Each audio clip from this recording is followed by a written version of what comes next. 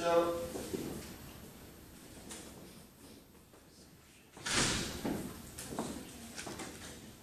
where it comes to the situation that goods and services are not in compliance with the set rules. Set rules as in the rules designed for that particular goods and service. Then, in the thinking on sanctioning, or intervention stricto sensu, that you do something about it, words to describe the same. There are these two sort of avenues, two main options. Either the intervention is geared at correcting, restoring the failure, or it is directed at sort of deterring and punishing and trying to avoid, through deterrence, that the enterprise is doing it again. And then the most extreme form of trying to prevent for the future that it will not happen again is that you close the business. You take away the capacity of the business to do business. So that is the corporate equivalent of the death penalty. When you look at the future developments, topic 8.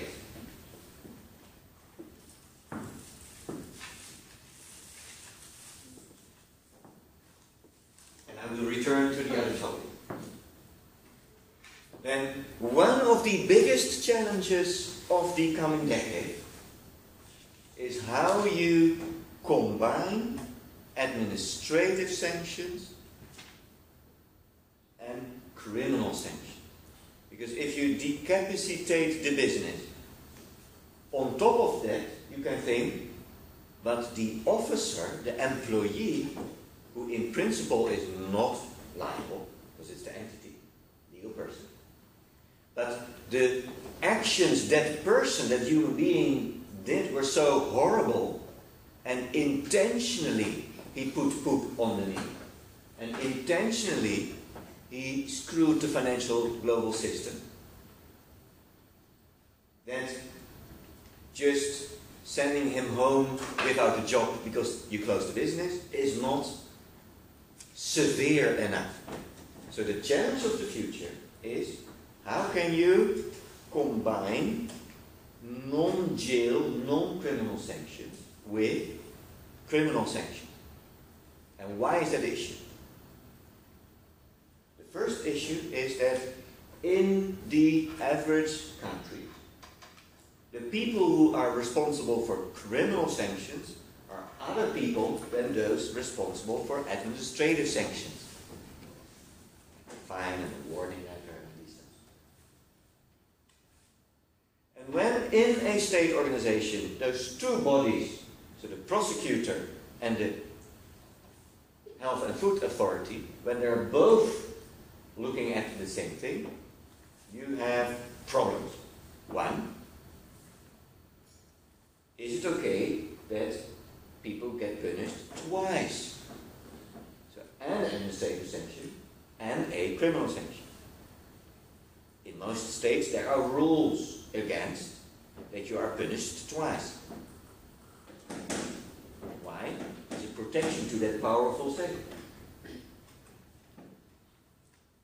You're only punished for the things you did in proportion to the severity, and not twice. So that's one. Two, the thinking framework of those two types of regulators, the judiciary, the prosecutor, and the administrative, are completely different. Prosecutors never heard about braithwaite, and about pyramids, and about capacity building. They are crime fighters. So they chase bad people. And authorities, regulators, and with other names, they think of, my task is to avoid market failure. How can I most effectively reach market failure solutions too.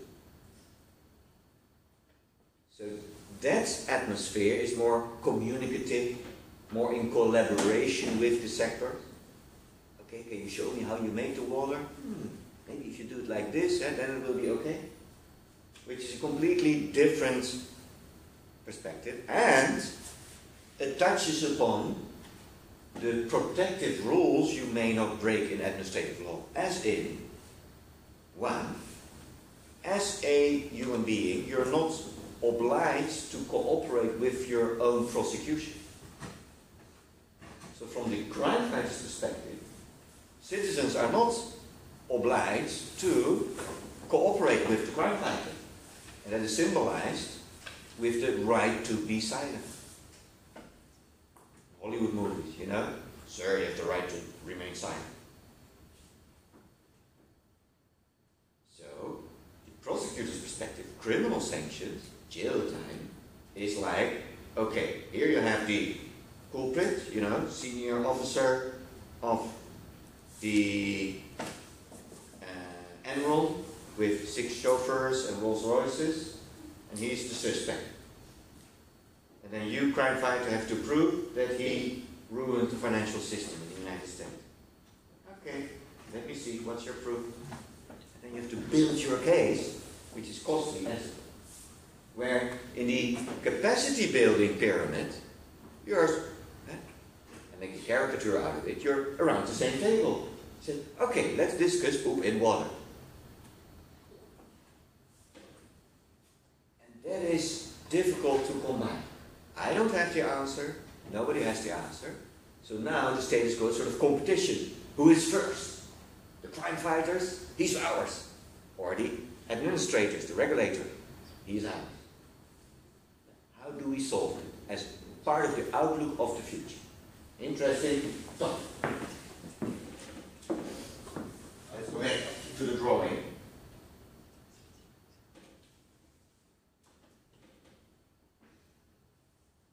And be able to name a few of those sanctions. And they're also in a sort of pyramid in terms of the severity. So a warning letter. You reviewed a sort of intervention stricto sensu. You remember the letter to Mr. Wham? Basically, sort of polite intervention. Dear sir, you're not in the register. Make sure you fix it in 10 days. That is an intervention because it's the state talking to the entrepreneur. Second warning letter, fine, administrative fine, and so. Yes? Yeah, so about topic 8, Outlook, you said the first issue is people for criminal sanctions are dealt others than people with administrative sanctions. That's the first issue. The other issue was, can you punish twice? Well, yes. Is that part of the first issue? No, it is just a sort of separate concern, yeah. Okay, the second issue, and the third issue was thinking, the thinking framework are completely different of the two. Yeah, and that is a little bit related to the first. Okay. And then potential solutions are recognize that both are just civil servants. They get salary paid by us taxpayers, they are part of the state. So also the state would say, let's call one officer the hula hoop officer, formerly known as prosecutor, and the other officer the hula wap officer, formerly known as regulator, you know? But it's in the brains, you know, it's in the books, it's in the courses. So one are educated in this university and the others in this university, you know, so they're not yet on one page. But put them in one room and maybe they figure it out. Yeah, that's sort of part of the outlook, and maybe you can play a role in it, that you say, guys, it's fundamentally about industrial safety. So let's forget about our differences and whatever, you know?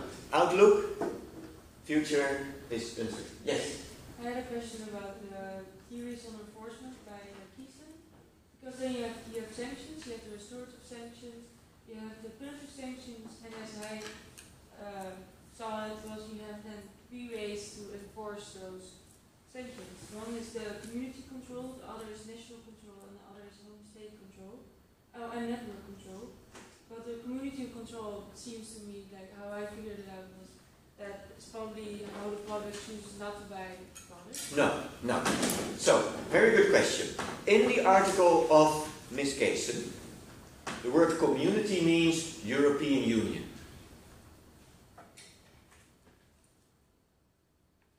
And that is because until 2011, the European Union was called community. So,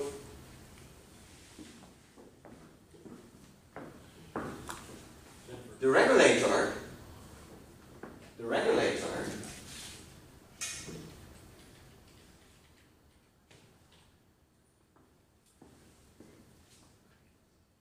can be further split in top level on federal US level, or federal or supranational EU level, or member state. And that is what Ms. Casey is talking about. Oh, he's talking about this. So she's talking about this, but not this one-dimensional, as in one state, but as in, whoa, we have in the European Union sort of 2 or 3 or 4 layers. European Union, member states, and something in between.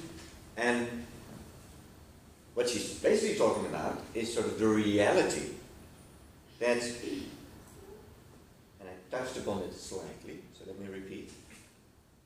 You can distinguish between the different roles or the task, the job description of the regulator. And you could say, gathering of information about the question whether goods and services comply with the set rules is done on a EU level. So there's a sort of agency that looks at mad cows. Central. And then the legal opinion, so is it right or wrong, can be done by those people or by someone in Brussels, a different entity. And then you could say, if it comes to intervention, a member state, so a national regulator, could do the actual sanctioning. So you could cut the job description in different organs, because it's still all part of a hybrid state structure. And who cares who collects the information and who sanctions, as long as it is efficient. So that is what Ms. Casey is talking about. But then what's the difference between national control, because national control, I now see it is, that a member state can do the sanctioning, but then what is home state control? Because home state to me seems like the... Yeah. So if you have an internal market, then the goods and services cross the border. And then you can have that the producer is in a certain state and exports in the internal market to other states. And then you have 2 options. Either you do the regulation in the state in which the producer is located, that's the home state, or all the 27 other member states, if it is national control, checked all the meat again, so that the Dutch meat is then checked in Germany and France and Belgium and Romania and Finland and Malta and so forth. And then what you see is that in the European Union the dream is that we understand each other's regulatory systems and that we trust the home state control so that you do not have to do it again. So that a Dutch stamp is as good as a Greek stamp. And here, funny enough, emotions play a role. Because we all live with all kinds of stereotypes in our heads, how state organizations functions in the different member states. And somehow we all feel that the German tooth stamps on quality are the best in the European Union. If that is the case, then the stamps of other inspectorates are less good than the Germans. If that is true. And so here you see that the European Union project is quite complicated and that it is a natural sort of development that power is concentrated in Brussels. So if you start to say yes to an internal market, then you realize, whoa, then the quality of the goods also cross the border, and who is then doing the check? And then the network controllers are maybe like an intercontinental stamp of... Yeah, that is the example I gave from splitting the job description. That one part is doing the control, the other is the intervention, and there's a whole network of state and state-like European Union agencies who together fulfill the state's task of avoid market failure. So that could be the EU, but that's also community control. No, so community control is if the community is doing it alone. Example, the European Commission fining Microsoft for breaches of competition law. National control is that the Dutch authority of traffic lights, no, that's not a market, of, Dutch education is controlling Dutch education. And then home state control is that the Dutch authority of the Central Bank of the Netherlands is controlling the export of guilders, but they abolished that. So that is why there's just one central bank in Frankfurt that controls all the banks, because they're all over the place. Other example, that the, because this was a bad example, home state control is the Dutch Inspectorate of Pharmaceutical Products, is controlling the medicines made by Dutch pharmaceutical companies, and that quality stamp is then accepted by all the other member states to avoid that you have to check again. So that is home state.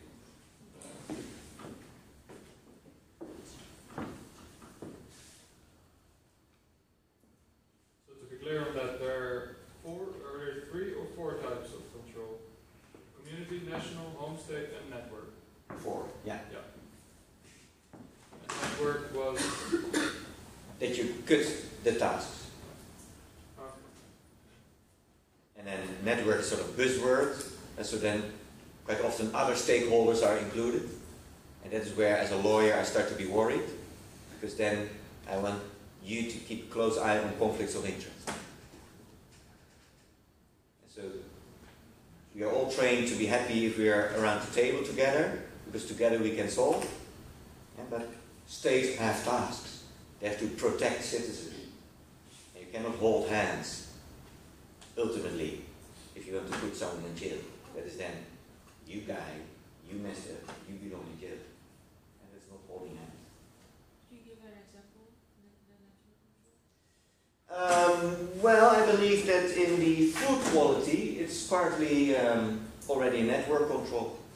Because that is a cooperation between a EU agency keeping an eye on mad cows, and a rapid alerts alarm system notifying local authorities. So at the borders, trucks with cows are sort of checked, and the European agency has a role in that, and then that European agency is responsible to inform all the 27 other national authorities on food health, on food quality, because these products cross border very fast. You cannot put a truck on hold, because then the material deteriorates. And so that is a very quick market. So you cannot consider the legal opinion in your office like, what do I think today of the meat? And those are split-second decisions, because the meat goes in the airplane and then crosses the border, and that is then where that network functions, and it's a sort of logical solution to the collective effort to avoid market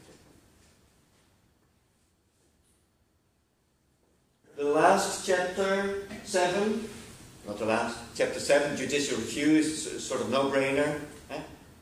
Part of the administrative legal framework is that if you have a clash between the enterprise and the state, then there should be an independent judge who can adjudicate, who has the sort of final word on whether the legal opinion was correct or not. So the judge is checking the work of the regulator. So is the information gathered about the question whether goods and services and market behavior comply with set rules? Is it correctly gathered? Is it conclusive, that evidence? And then is the legal opinion rightly formed? Yes or no? And is then the sanction rightly imposed on the regulatory? Or is it disproportionate? Two ways. Too fierce, not too fierce enough. So chapter 7 is a sort of lawyer's paradise where at the end of the row there is potentially a judge who can adjudicate. And in chapter 8 are these outlooks. And the one I wanted to highlight is this sort of criminal administrative sanction battle in the future.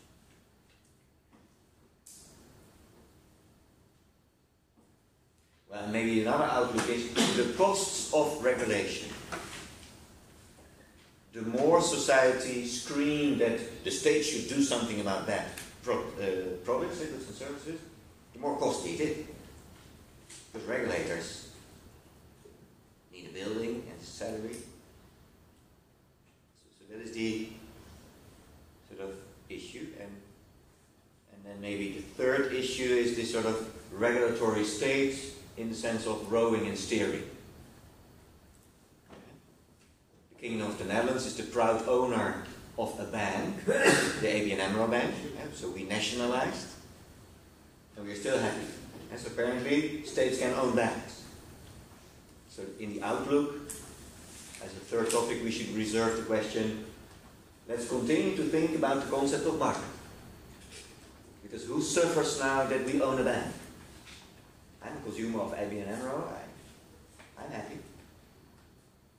So who's unhappy that the bank is owned by the state? As an example of that the state is rowing. So the Dutch state is rowing in terms of banking services. And steering. Maybe that's the problem. So in that outlook, that continues to be relevant. Well, and then the alternative of state regulation or state intervention or state involvement is this buzzword self-regulation. Each time self-regulation pops up in the difference. And so you can have self-regulation in terms of norms, you can have self-regulation in terms of the regulator, the bar association, the attorneys, the medics. You can have self-regulation internally. Sort of a compliance officer is a sort of self-regulation in a way, because you are looking at market failure yourself. There's not that much self-regulation over here, because this is the classical vertical relationship that the state may punish a citizen.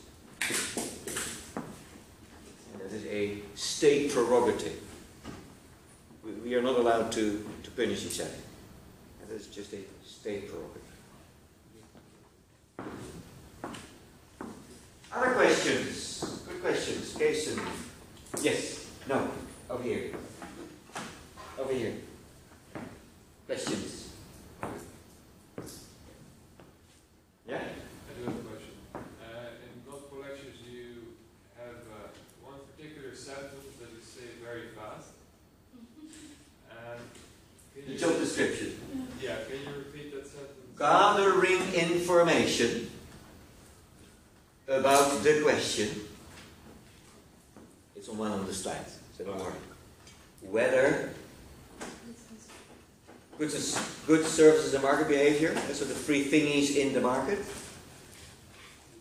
comply, are in accordance with the rules for those goods, services, and market behavior.